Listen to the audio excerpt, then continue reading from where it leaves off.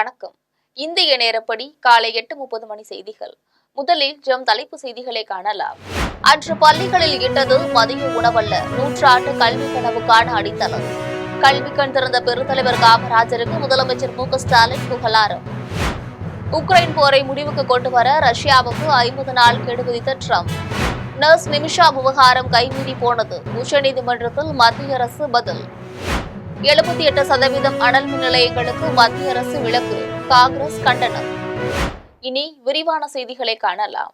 கல்வி கண் திறந்த பெருந்தலைவர் காமராஜருக்கு புகழ் வணக்கம் என முதலமைச்சர் மு.க.ஸ்டாலின் தனது எக்ஸ் பக்கத்தில் பதிவிட்டுள்ளார். முன்னாள் முதலமைச்சர் காமராஜர் அவர்களின் பிறந்த நாளான இன்றைய தினத்தை கல்வி வளர்ச்சி நாளாக தமிழ்நாடு அரசு கொண்டாடி வருகிறது. இந்நிலையில் காமராஜரின் பிறந்த நாளை முன்னிட்டு முதலமைச்சர் மு.க.ஸ்டாலின் தனது எக்ஸ் பக்கத்தில் பதிவிட்டுள்ளார். அவரது எக்ஸ் பக்கத்தில் உள்ள பதிவில், அன்று பள்ளிகளில் இட்டது மதிய உணவல்ல, 100 ஆண்டு கல்வி கனவுக்கான அடித்தளம். நல்ல வேளை, பள்ளியில் கல்விதான் கொடுக்க வேண்டும், சோறு போட அது என்ன ஹோட்டலா என்று அதிமேதாவியாய் பேசும் அறிவு கொழுந்துகள் இல்லை என்று. அதனால்தான் எத்தனை நன்மை தமிழ்நாட்டிற்கு என்று கல்வி கண் திறந்த பெருந்தலைவர் காமராஜருக்கு புகழ் வணக்கம் என்று தெரிவித்துள்ளார். உக்ரைன் போரை முடிவுக்கு கொண்டு வராவிட்டால் ட்ரம்ப் ரஷ்யாவுக்கு 50 நாள் கெடு விதித்துள்ளார்.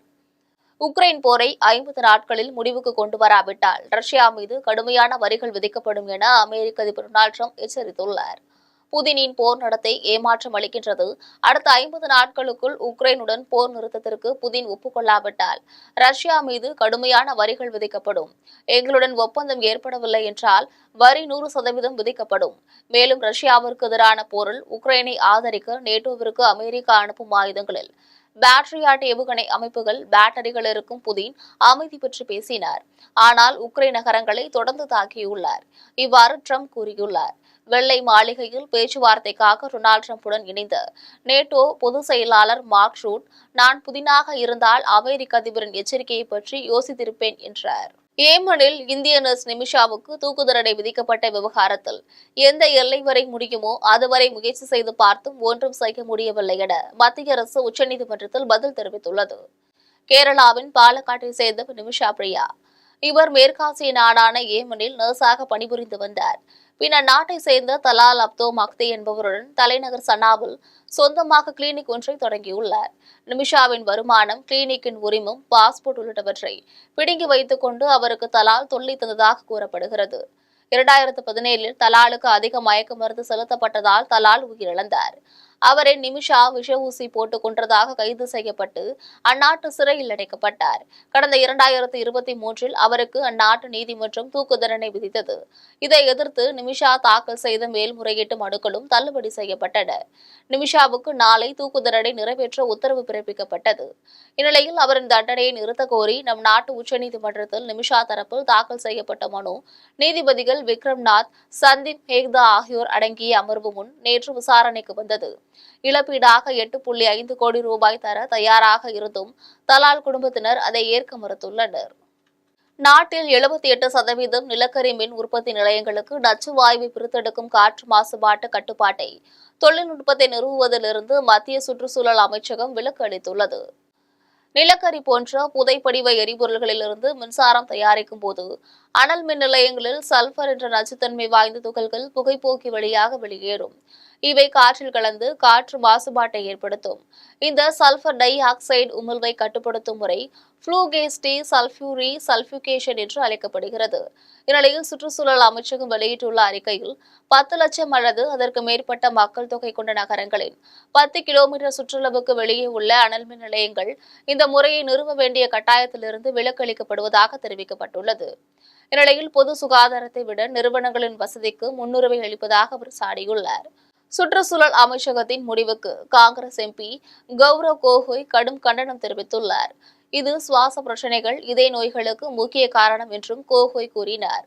இந்த முடிவு இந்தியாவின் சுற்றுச்சூழல் பாதுகாப்பை பலவீனப்படுத்துவதோடு கோடிக்கணக்கான உயிர்களை ஆபத்தில் ஆழ்த்தும் என்றும் எச்சரித்துள்ளார்.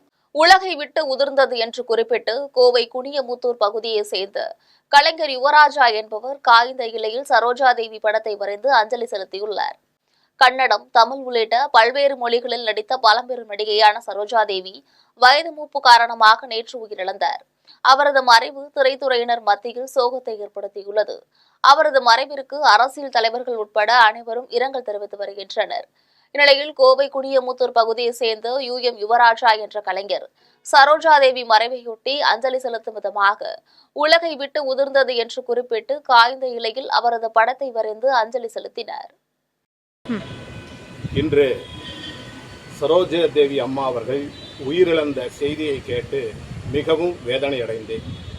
ஒட்டுமொத்த திரையுலகமே கண்ணீர் விடும் இந்த வேளையில் நம்மை விட்டு உதிர்ந்த சரோஜாதேவி அம்மா அவர்களுடைய ஓவியத்தை ஆள்போல் இருந்த அவர்கள் ஆள் இலைபோல் இன்று இந்த உலகை விட்டு உதிர்ந்து விட்டார்கள் என்பதை குறிக்கும் விதமாக ஆளிலையில் சரோஜாதேவி அம்மா அவர்களுடைய ஓவியத்தை வரைந்து அவருக்கு அஞ்சலி செலுத்தும் விதமாக இந்த ஓவியத்தை வரைந்துள்ளேன்.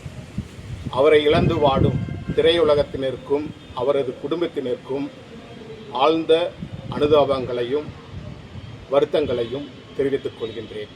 கோவையிலிருந்து UMT ராஜா. புதுச்சேரி முத்தியால்பேட்டை தொகுதியில் பாதாள சாக்கடையில் ஏற்பட்டுள்ள அடைப்பை சரி செய்ய வேண்டும் என மக்களின் சார்பில் தலைமை பொறியாளரை சந்தித்து முன்னாள் சட்டமன்ற உறுப்பினர் நந்தா சரவணன் மனு அளித்துள்ளார். புதுச்சேரி முத்தியால்பேட்டை தொகுதியில் பாதாள சாக்கடை அடைப்பு ஏற்பட்டு கழிவுநீர் வீதிதோறும் வெளியேறுவதால் கடுமையான துர்நாற்றம் வீசுவதுடன் தொற்று நோய் ஏற்படும் அபாயம் ஏற்பட்டுள்ளது. எனவே உரிய நடவடிக்கை எடுத்து பாதாள சாக்கடை அடைப்பை சரி செய்து கொடுக்க வேண்டும் என முத்தியால்பேட்டை தொகுதி மக்கள் திமுக முன்னாள் சட்டமன்ற உறுப்பினர் நந்தா சரவணனிடம் கோரிக்கை வைத்தனர்.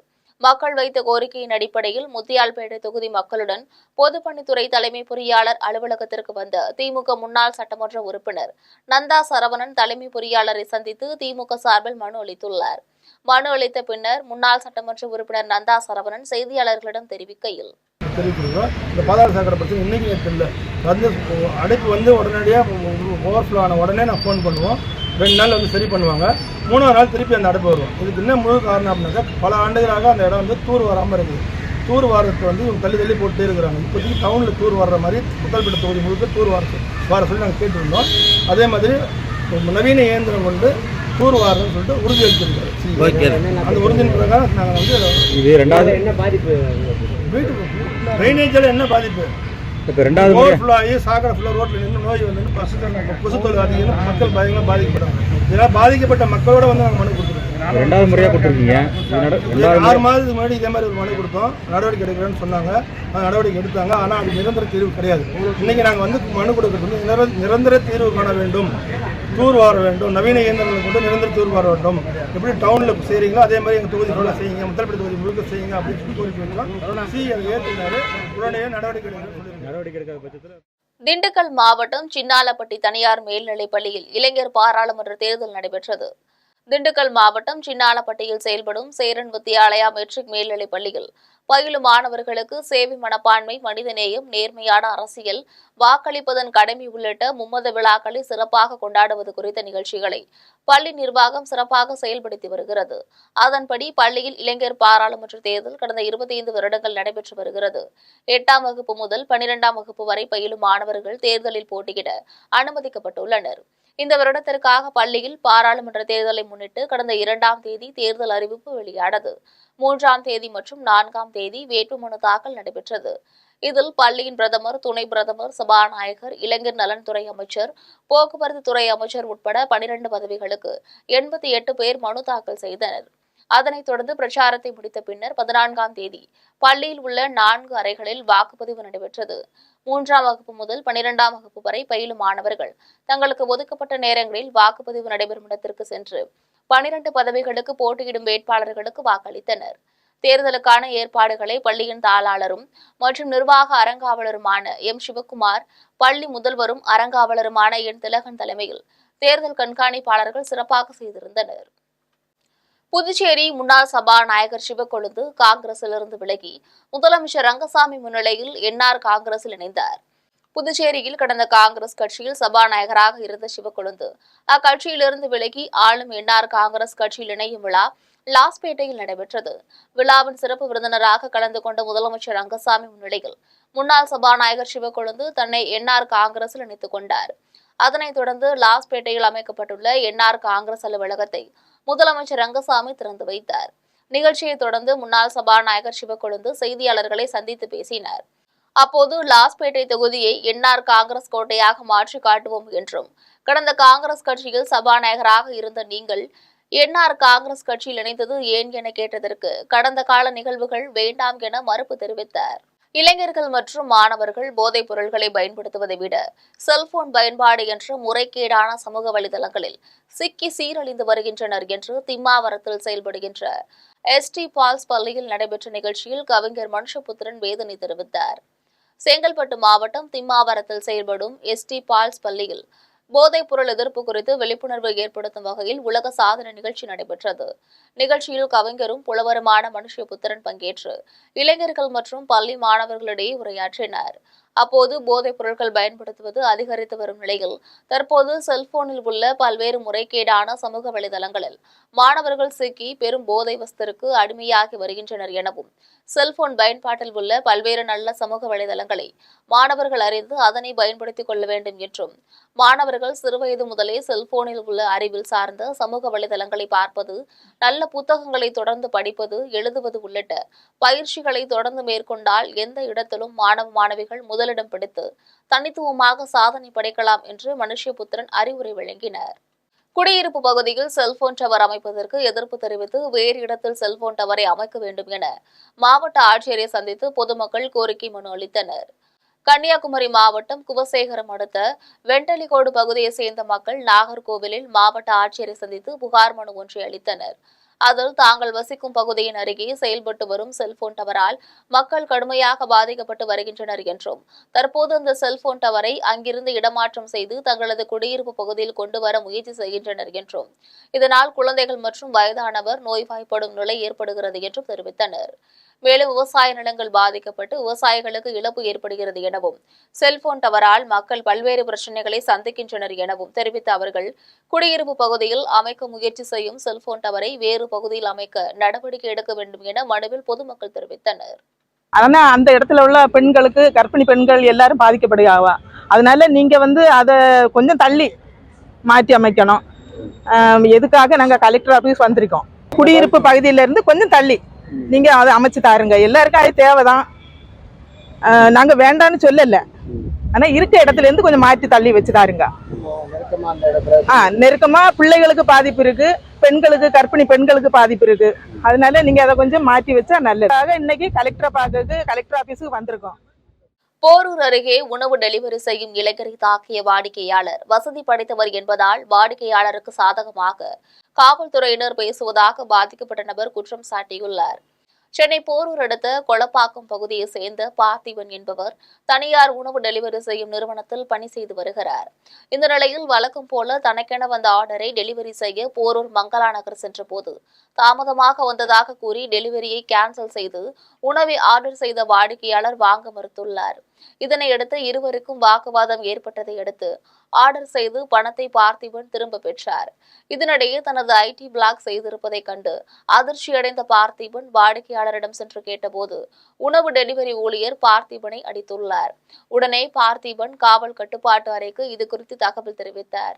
இதனையடுத்து சம்பவ இடத்திற்கு விரைந்து வந்த காவல்துறையினர் விசாரணை செய்து பார்த்திபனை அனுப்பி வைத்தனர். அதனைத் தொடர்ந்து காவல் நிலையம் சென்ற பார்த்திபன் வாடிக்கையாளர் மீது புகார் அளித்துள்ளார். புகாரை பெற்றுக்கொண்ட காவல்துறையினர் சூர்யா என்ற வாடிக்கையாளரை வரவழைத்து இருதரப்பையும் சமாதானம் செய்து அனுப்பி வைத்தனர். இது தொடர்பாக பாதிக்கப்பட்ட பார்த்திபன் தெரிவிக்கையில், வணக்கம், என் பேர் பார்த்திபன். நான் ஸ்விக்கி டெலிவரி பார்ட்னரில் ஒரு டெலிவரி பாயாக ஒர்க் பண்ணுறேன். நேற்று கரெக்டாக ஒரு 1:45 போல் திண்டுக்கல் தலப்பாக்கட்டியில் ஒரு கஸ்டமர் டெலிவரி சாப்பாடு ஃபுட் ஆர்டர் பண்ணியிருந்தார். நான் அந்த சாப்பாடை எடுத்துகிட்டு நான் டெலிவரி பண்ண மங்களா நகர் 9வது தெருவில் இருக்க சூர்யாங்கிறவங்களோட வீட்டுக்கு போயிட்டு டெலிவரி பண்ணர்கிட்ட ஃபுட்டையும் கொடுத்தது கொஞ்சம் நேரம் கழித்து அவர் ஏதோ என்ன கோவத்தில் இருந்தாலும் தெரில, அதை ரீஃபண்ட் வாங்கிட்டார். அமௌண்ட்டை நான் கொடுக்கலன்னு சொல்லி என்னோடய ஐடியும் என்னோடய வேலையும் அவர் என்னை ரிப்போர்ட் பண்ணவும் எனக்கு வேலையை என்கிட்ட எடுத்துட்டாங்க. பக்தர்களின் கோரிக்கையை ஏற்று வலங்கையம்மன் மாகமாரியம்மன் திருக்கோவிலில் ரூபாய் 40 லட்சம் மதிப்பீட்டில் கோவில் வெளிப்புற மேற்கூரையும் அமைப்பதற்கும் பயணியர் நிழற்குடை அமைப்பதற்கும் முன்னாள் அமைச்சரும் நன்னிலம் சட்டமன்ற உறுப்பினருமான ரா காமராஜ் பூமி பூஜை செய்து பணிகளை தொடங்கி வைத்தார். திருவாரூர் மாவட்டம் வலங்கை மாநிலம் அமைந்துள்ள ஸ்ரீ மகா மாரியம்மன் திருக்கோவிலுக்கு பல்வேறு ஊர்களிலிருந்தும் நாள்தோறும் பக்தர்கள் வருகை புரிந்து அம்மனை வழிபட்டு செல்கின்றனர். கோவிலுக்கு வந்து செல்லும் பக்தர்கள் வெயில் மழை காலத்தில் ஒதுங்கி நிற்கக்கூட இடமில்லாமல் தவித்து வந்தனர். நிலையில் சேவா சங்கத்தினர் வரதராஜன் பேட்டை மக்கள் மற்றும் மகா மாரியம்மன் பக்தர்களின் கோரிக்கையினை ஏற்று பக்தர்களின் வசதிக்காக நன்னிலம் சட்டமன்ற உறுப்பினர் மேம்பாட்டு நிதியின் கீழ் ரூபாய் 40 லட்சம் மதிப்பீட்டில் பயணியர் நிழற்குடை அமைப்பதற்கும் கோவில் வெளிப்புற மேற்கூரை அமைத்திடவும் பூமி பூஜை நிகழ்ச்சி நடைபெற்றது. நிகழ்ச்சியில் முன்னாள் உணவுத்துறை அமைச்சரும் நன்னிலம் சட்டமன்ற உறுப்பினருமான ரா காமராஜ் கலந்து கொண்டு பூமி பூஜை போட்டு பணிகளை தொடங்கி வைத்தார். நிகழ்ச்சியில் கோவில் நிர்வாகிகள், அரசு அலுவலர்கள், முன்னாள் ஒன்றிய சேர்மன் சங்கம், அதிமுக ஒன்றிய செயலாளர் இளவரசன், மாவட்ட மாணவரணி அமைப்பாளர் இளகோவன், அதிமுக நகர செயலாளர் குணசேகரன், ஆர்ஜி பாலா, அதிமுக நிர்வாகிகள், பக்தர்கள், பொதுமக்கள் என பலர் கலந்து கொண்டனர். திண்டுக்கல் மாவட்ட ஆட்சியர் அலுவலகத்தில் தனது நிலத்தை ஆக்கிரமித்தவர்களிடமிருந்து மீட்டு தர கோரி ஒரே குடும்பத்தை சேர்ந்த 4 பேர் மண்ணெண்ணெய் ஊற்றி தீக்குளிக்க முயற்சி செய்ததால் பரபரப்பு நிலவியது. திண்டுக்கல் மாவட்டம் செங்குறிச்சி அடுத்த ஆலம்பட்டி பகுதியைச் சேர்ந்த ஆண்டி என்பவரது மனைவி வெள்ளையம்மாள், ஆண்டியின் தங்கை சடையம்மாள், ஆண்டியின் மகள் குப்புத்தாய் ஆகியோர் ஒரே குடும்பமாக வசித்து வருகின்றனர். இவர்களது பகுதியில் இவர்களுக்கு 5 சென்ட் நிலம் உள்ளது. இந்த நிலத்திற்கான பட்டா உள்ள நிலையில் அதை வேறு சிலர் ஆக்கிரமித்து செய்து கொண்டு இடத்திற்குள் செல்ல விடாமல் தடுத்து வந்துள்ளனர். இது தொடர்பாக காவல் நிலையத்தில் புகார் அளித்தும் எந்த நடவடிக்கையும் எடுக்கப்படவில்லை என கூறப்படுகிறது. இந்நிலையில் மாவட்ட ஆட்சியர் அலுவலகத்தில் நடைபெற்ற மக்கள் குறைதீர்க்கும் நாள் கூட்டத்திற்கு மனு கொடுக்க வருகை தந்த ஆண்டி, மனைவி வெள்ளையம்மாள், தங்கை சடையம்மாள், மகள் குப்புத்தாய் என 4 பேரும் தங்களது உடலில் மண்ணெண்ணெயை ஊற்றிக்கொண்டு தீக்குளித்து தற்கொலை செய்ய முயன்றனர். உடனே பாதுகாப்பு பணியில் இருந்த காவல்துறையினர் அவர்கள் மீது தண்ணீரை ஊற்றி அவர்களை காப்பாற்றினர். அதன் பின்னர் மாவட்ட ஆட்சியரிடம் அவர்களை மனு அளிக்க காவல்துறையினர் அனுமதித்தனர். மனு அளித்த பின்னர் தூக்குளிக்க முயன்ற 4 பேரையும் திண்டுக்கல் தாடிக்கொம்பு காவல் நிலையத்திற்கு காவல்துறையினர் அழைத்து சென்று விசாரணை மேற்கொண்டனர்.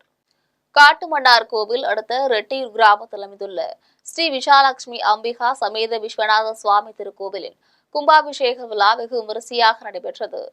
கடலூர் மாவட்டம் காட்டுமன்னார் கோவில் அடுத்த ரெட்டியூர் கிராமத்தில் அமைந்துள்ள ஸ்ரீ விஷாலட்சுமி அம்பிகா சமேத விஸ்வநாத சுவாமி திருக்கோவில் கும்பாபிஷேக விழா சிறப்பாக நடைபெற்றது.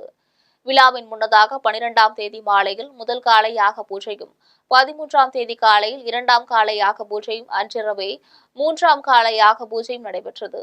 பூஜையில் வேளாண்மை மற்றும் உழவர் நலத்துறை அமைச்சர் MRK பன்னீர்செல்வம், கடலூர் கிழக்கு மாவட்ட பொருளாளர் MRKP கதிரவன் ஆகியோர் கலந்து கொண்டனர். இதனைத் தொடர்ந்து இன்று காலையில் 4ஆம் காலை யாக பூஜை சிறப்பாக நடைபெற்றது. அதனைத் தொடர்ந்து சர்வ சாதகம், மாங்காடு சண்முக சிவச்சாரியார்கள், பரங்கிப்பேட்டை சபாரத்தின் சிவச்சாரியார் ஆகியோர் யாகத்தில் பூஜிக்கப்பட்ட புனித நீரை மேலதாள வாத்தியங்களுடன் கோவிலின் கோபுரத்திற்கு எடுத்து சென்று கலசத்தின் மீது ஊற்றி கும்பாபிஷேகத்தை சிறப்பாக நடத்தினர். அதன் பின்னர் கோவிலில் திரண்டிருந்த பக்தர்கள் மீது புனித நீரை தெளித்தனர். அதனைத் தொடர்ந்து பரிவார மூர்த்திகள் மற்றும் மூலவருக்கு புனித நீரால் கும்பாபிஷேகம் செய்தனர். விழாவில் இந்து சமய அறநிலையத்துறை இணை ஆணையர் ஜோதி, செயல் அலுவலர் வேல்விழி, செயலாளர் கல்யாண சுந்தரம், பரம்பரை அறங்காவலர்கள் ராமலிங்கம், ராஜாராமன், கும்பாபிஷேக ஒருங்கிணைப்பாளர் பாஸ்கரன், ஆலய மேலாளர் ராமகிருஷ்ணன், ஆலய அர்ச்சகர் பஞ்சாப கேஷன் குருக்கள் உட்பட பொதுமக்கள் திரளாக கலந்து கொண்டு ஸ்ரீ விஷாலட்சுமி அம்பிகா சமேத விஸ்வநாத சுவாமியை வழிபட்டனர். மீண்டும் தலைப்புச் செய்திகள். அன்று பள்ளிகளில் இட்டது மதிய உணவல்ல, நூற்றாண்டு கல்வி கனவுக்கான அடித்தளம். கல்வி கண் திறந்த பெருந்தலைவர் காமராஜருக்கு முதலமைச்சர் MK ஸ்டாலின் புகழாரம். உக்ரைன் போரை முடிவுக்கு கொண்டு வர ரஷ்யாவுக்கு 50 நாள் கெடு விதித்த ட்ரம்ப்.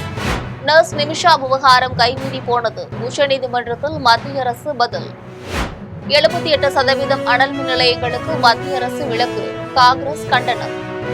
இத்துடன் ஜெம் செய்திகள் நிறைவடைகின்றன. மீண்டும் ஜெம் செய்திகள் மதியம் 1:30 மணிக்கு. உடனுக்குடன் செய்திகளை காண GemLive.tv என்ற இணையதளத்தில் இணைந்திருங்கள். நன்றி, வணக்கம்.